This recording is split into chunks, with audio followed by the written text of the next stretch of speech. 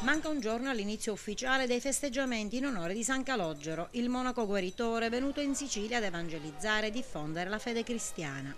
I festeggiamenti, che richiamano migliaia di fedeli, si aprono da domattina con l'intensificazione delle funzioni religiose in santuario, con l'accoglienza da parte dei sacerdoti dei fedeli che iniziano i pellegrinaggi, ma il momento clou è dato dall'ottavario, durante il quale sarà effettuata una raccolta di beni di prima necessità che il volontariato vincenziano distribuirà alle famiglie bisognose. Iniziamo questa nuova edizione della festa di San Calogero. Noi come santuario ogni anno abbiamo la preoccupazione principale che questa festività diventi momento per manifestare la fede, ma anche per rafforzare la fede. Quindi abbiamo puntato molto sull'aspetto educativo, sulle celebrazioni,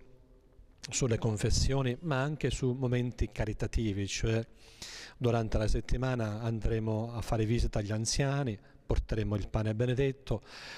questo momento sarà lietato dal suono del tamburo e poi noi abbiamo fatto anche un'iniziativa di carità per essere in sintonia con l'indicazione dell'arcivescovo, cioè dalle offerte che raccoglieremo una parte verrà destinata per la costruzione di una casa di una famiglia in Bangladesh. Naturalmente questo non significa trascurare il bisogno della città, c'è tanta gente in città che ha bisogno e noi continueremo a dare un sostegno concreto a tutte queste persone, come sempre nella massima discrezione e concretezza. La gente sarà richiamata per le strade dai tipici tamburinari di San Calogero da domani. Sì, non potevano mancare i tamburinari perché sono il suono caratteristico della festa di San Calogero. Un momento particolare è quello che riguarda i fedeli che vivono la fede in maniera più profonda, quindi pellegrinaggio, tanta gente che arriva e fa il viaggio a piedi scalzi, magari nel silenzio e nel poco clamore. Ecco, sono contento che lei mi ha fatto questa domanda perché già rivela con quale attenzione lei segue la festa di San Calogero, perché il più delle volte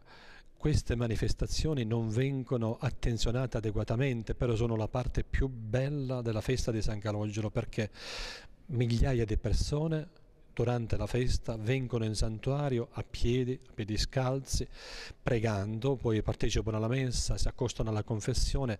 tanti portano il pane da fare benedire e anche questo è un gesto che noi vogliamo che venga continuato, perché il pane benedetto, poi condiviso con i parenti, gli amici, i familiari, gli ammalati, i colleghi d'ufficio, diventa occasione di comunione. La parola compagno viene da cum panis, cioè condividere lo stesso pane, quindi il pane diventa strumento di comunione e quindi tutte queste persone che vengono in santuario a benedire il pane fanno poi un gesto per manifestare questo legame, questa solidarietà.